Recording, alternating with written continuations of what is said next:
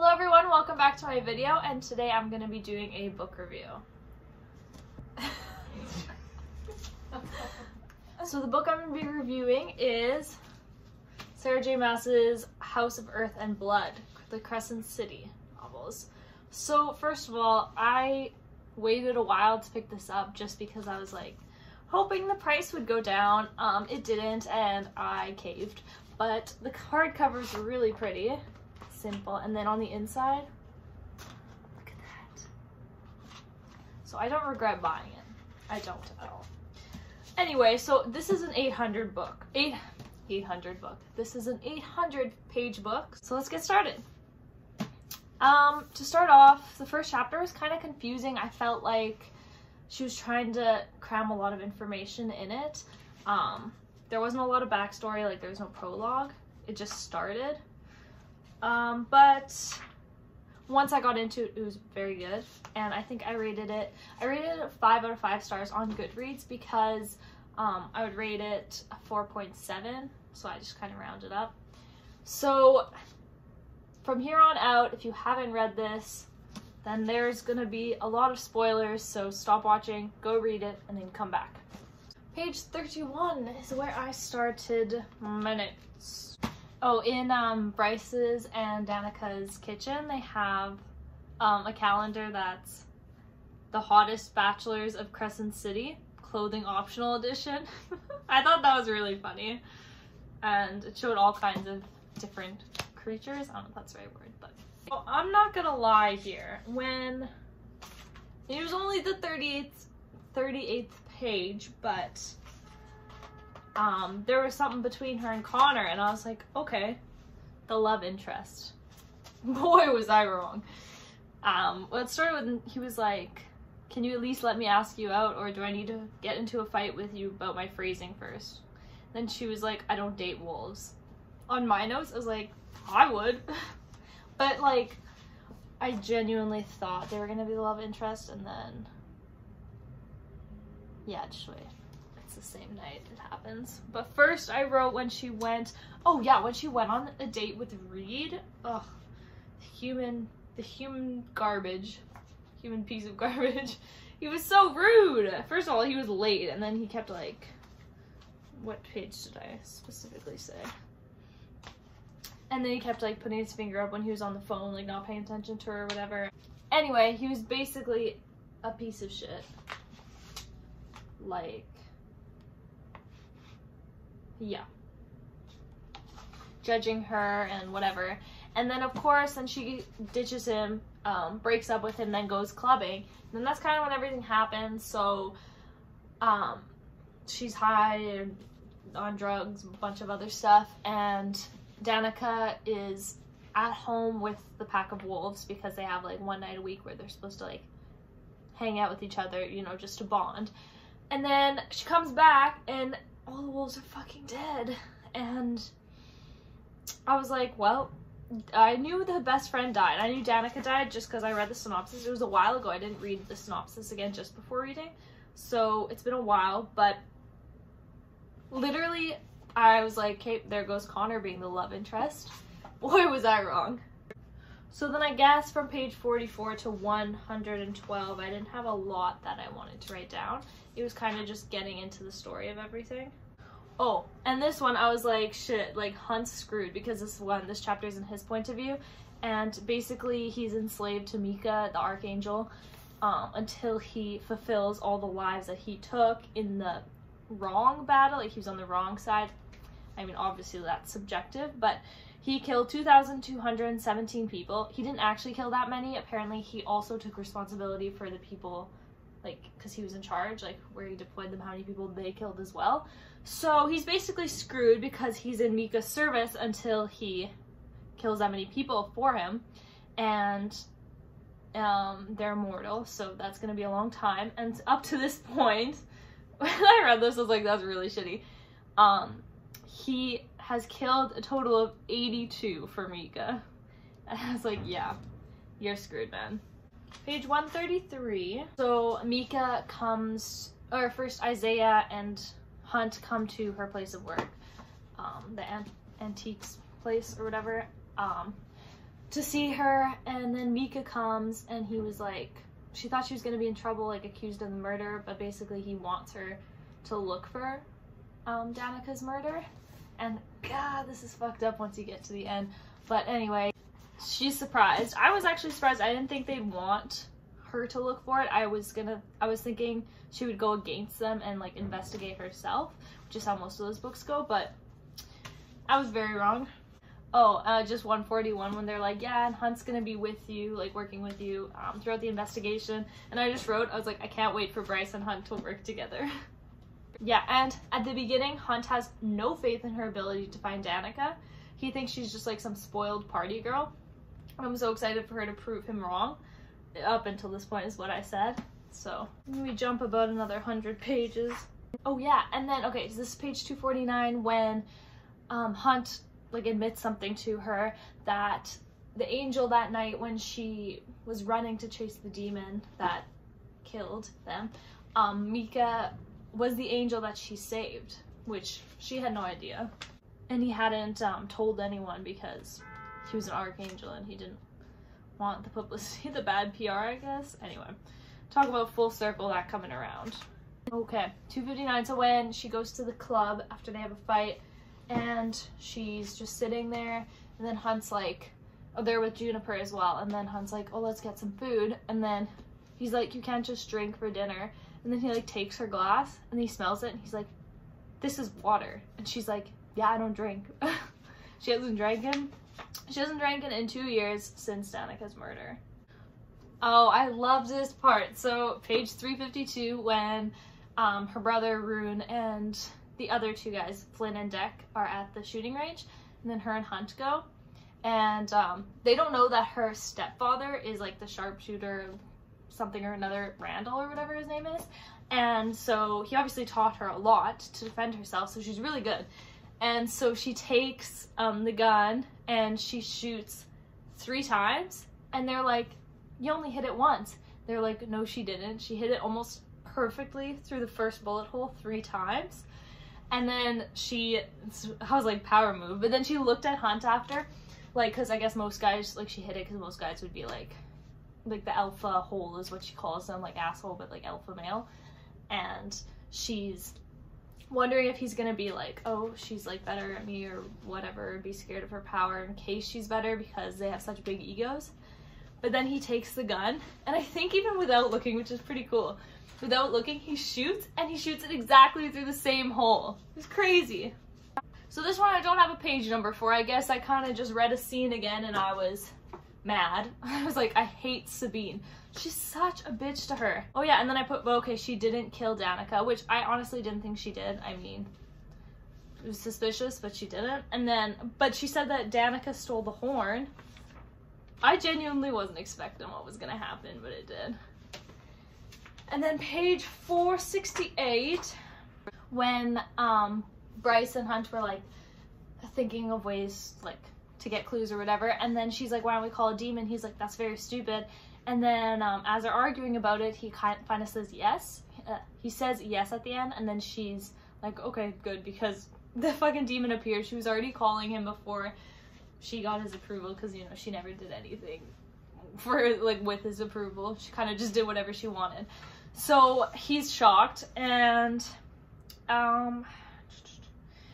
Bryce was like, you appeared as a cat last time. And then Hunt, like, looks at her like, last time? You called this demon before? And then when the call ends with the demon, the first thing Hunt says is, looks at Bryce, he's like, fuck you for that surprise. I do apologize for the swearing, but this is a new adult book and there is a lot of swearing in it, so. Oh, and then the cat comes, the demon Adis that she calls, came to her in cat form again that night, I guess. I don't know if it was in a dream or it was actually there because she was like really drowsy, it says. But I wasn't expecting that, like I didn't, even though the signs were here after reading it, it's like hindsight bias, you're like, I should have seen that. But it's like, what blinds an oracle, Bryce Quinlan? What blinds an oracle? And then she was like, make the drop. And then he's like, she's like, what happens when I make the drop? He's like, come find me, we'll end this, which really leads into the second one with that, but Okay, well, my notes are gotten progressively harder to read as I was trying to write them fast and get back to the book as fast as I could. Yeah, and then Bryce goes with, oh, I forget his name, Thorian, the guy, the water prince guy, takes her to where this deal is being done, and then she sees Hunt there, and then obviously, like, he literally just broke her heart in front of everyone, like someone had said that before or after, because in the beginning, he was trying to get the synth, which is the drug that can heal the horn, for himself. I think they found a way to help them escape their masters, I guess you could say. So he was basically going to use it for himself, but then he was trying to end that because he liked Bryce, and he knew who killed Danica, like, the entire time, which he was pissed about. Oh, which, by the way, I don't know if they say it right now. No, they don't say it yet, but crazy. Damn it, Hunt. Was my notes. I said, damn it, Hunt. That's all I have to say. Damn it. Disappointed me. Okay, 6:39. Oh, yeah, I know this part. When, even though he broke her heart, she obviously is not going to give up on him, and then she runs up to Sandriel, and she's like, wait. She literally gets the money that'll put her in debt with Jesiba? I don't know how to say her name. The old witch. In her debt for, like, years and years. Just to free him. She pays, what did she say? 97 million gold marks is what she's trying to pay to get him free. And then she says no. And then she offers herself in his place. She's like, take me instead, because she just can't bear the thought of him going back to her because she knows how that killed him last time. And I was like, oh my god, that's such a good moment. And then fucking Rune came and was like, no, you're the princess, so he keeps saying she wasn't a princess, but the Autumn King's daughter. So he was like, you belong to the court, like, you're not allowed to offer yourself up. And she was just so mad. He, like, laid claim to her right there, which is what she's hated, like, the whole time, was the alpha hole is what she always said. So 681. Okay, crazy, first of all, how Bryce sends a message to Jesiba saying, like, you need to listen, like, watch the cameras. And then that's when Mika comes to the place, which apparently is an hour where the summit is, because nobody did anything the entire time. It was frustrating me. They were watching her like she was on TV. They could see her and hear her, and they were just like, come on, do this, because they said nobody would get there in time. And then the battle happened, they were like, still nobody can get there in time, and I'm like, really? Like, I feel like if you had gone from the beginning, someone would have gotten there in time. But anyway, so basically Mika's like, you're the horn. Like, Danica tattooed it on your back. It doesn't say above, oh, what is it? For love, all is possible, or, I don't know. I'll check the saying after, but something like that. With love, all is possible. And she thought that's what it said. She just trusted her, but it was actually the horn. And then Mika's like, Mika injects synth into her, and she basically was recording the whole thing so that she was getting his confession on camera, and he killed Danica. He literally shredded her and her pack into bits, pretending it was Danica that did it. Like, they were saying that Danica took the synth, went crazy, killed everyone, and then herself, because it was proven that the synth did that to other people. But it was Mika the whole time. And so she was basically buying time, getting him to confess, which he happily did. Let's see what I have here. Oh, and then when freaking Mika throws, oh god, I don't know how to say her Chimera's name, Syrinx, I don't know, but he threw it to the knock, like that water creature thing, like, no. And then, yeah, I say everybody's watching it like it's a show. Page 697, I said that. Everybody's watching her like she's on TV. And then up to page 723, they're still watching her. But she jumps into the tank with the knock, swims to the bottom, which I did not realize it was this big, saves him, comes up, fights with the knock for a while. And then this is when, oh god, I don't know how to say her name. It's like, I'm gonna butcher this. It's the sprite, the fire sprite? Lehaba.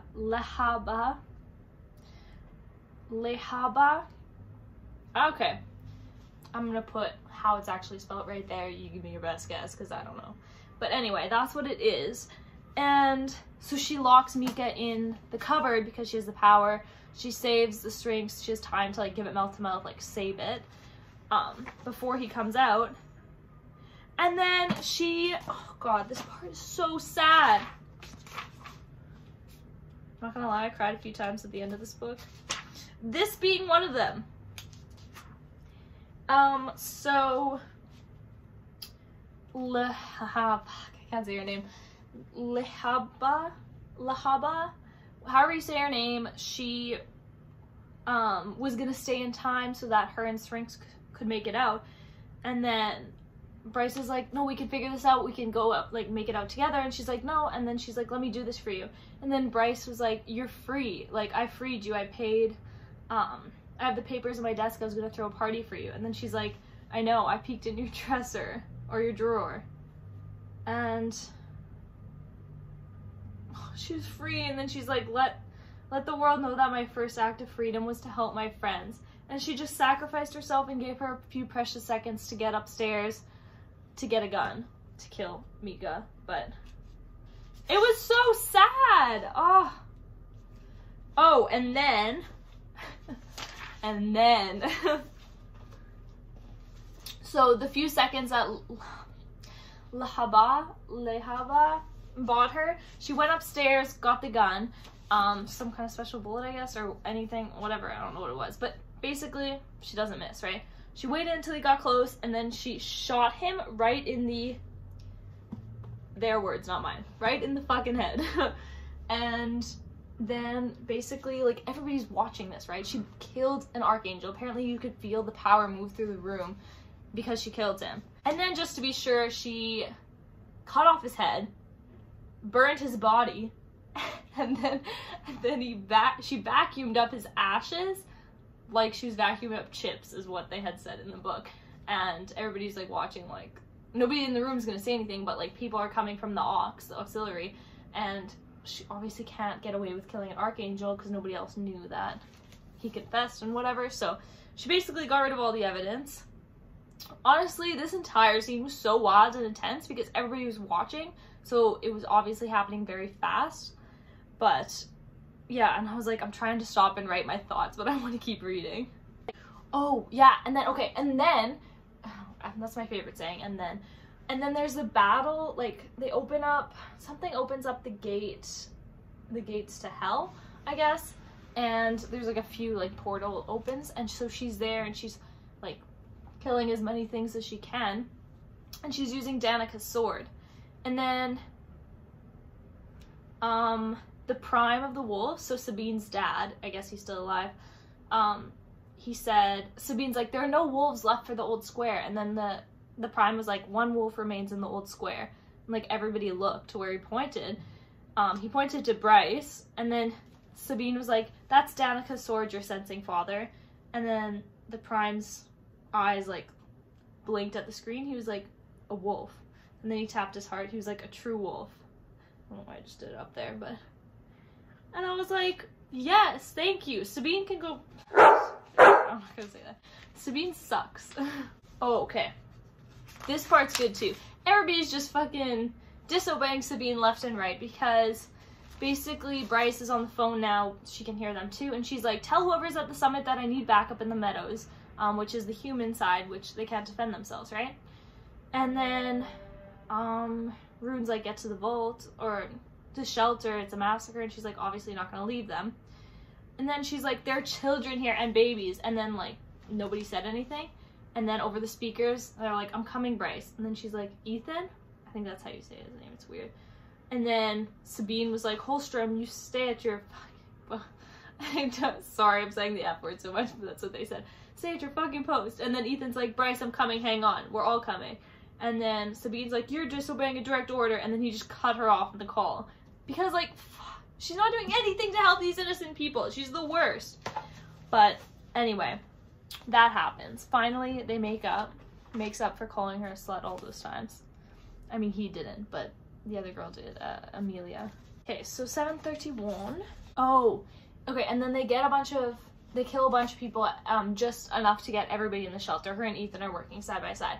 And then they're running to the doors. They're like the last two on the street, right? And everybody in the room's like watching still. They're like, they're not gonna make it.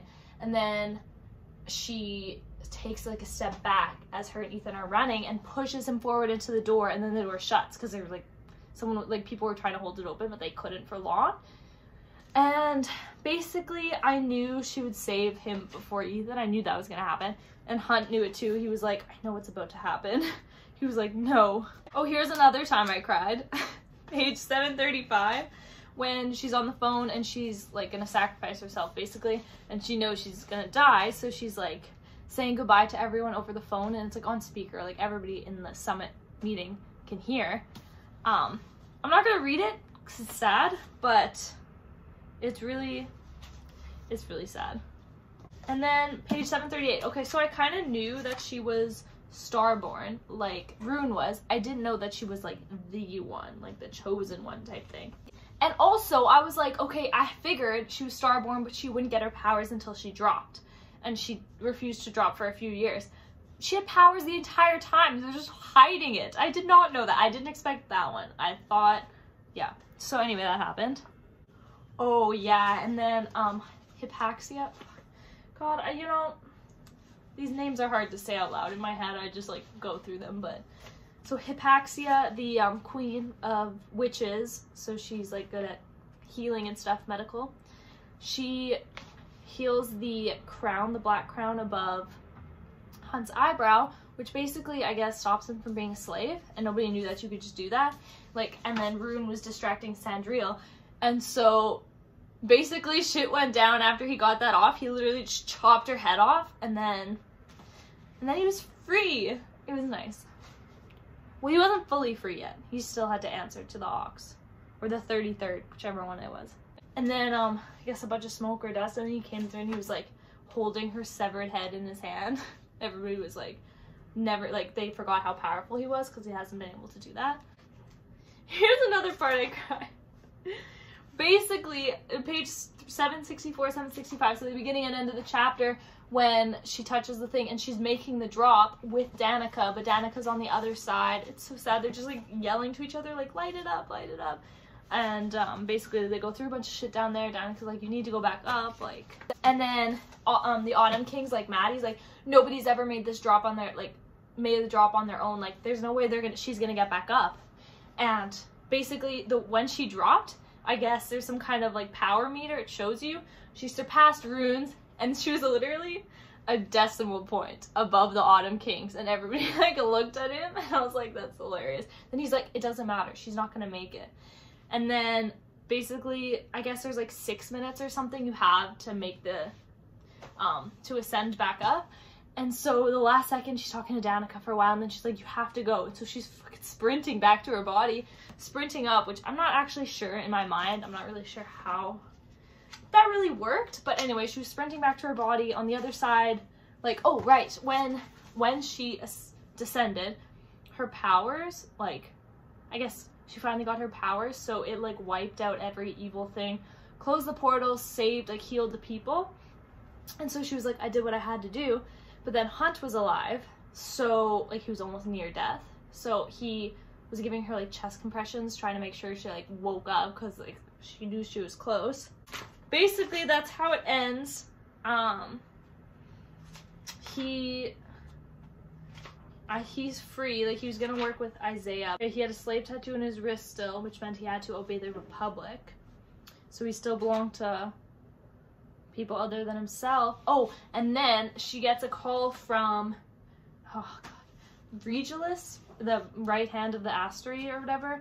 He was at the summit, like, he's really powerful. He was basically like, if you keep your powers intact and you never use the horn, because it's like part of her now, then Hunt will, like, be free. Like, they got rid of that tattoo, and he was like, just don't tell anyone what happened, basically, and you keep quiet, you can be free. So they did that, and then it went to the epilogue with Jasiba and Adis, the in cat form. Let me see here. And basically, like, they moved the library, obviously, And then Jasiba was like, don't fuck us over this time, Adis. So like, obviously they were on speaking terms, which is kind of sketch. And then he was like, I don't plan to. He said, not when things are about to get so interesting. And that's how it ended. About to get so interesting. So yes, I'm very excited for the next book. This book was so good. I could not stop reading it. 800 pages. It was a lot, but it was so good. My notes from the beginning to the end, like, I know they're still messy, but like, they got a lot messier because I just didn't want to stop reading to write about it. But anyway, if you haven't read well, if you made it this far, you for sure read it. If not, I just spoiled everything for you, so still read it though. It's all in the details. But anyway, I hope you enjoyed this video. Give me a like and subscribe if you want to hear more. I post every week, and I'll see you next time. Bye!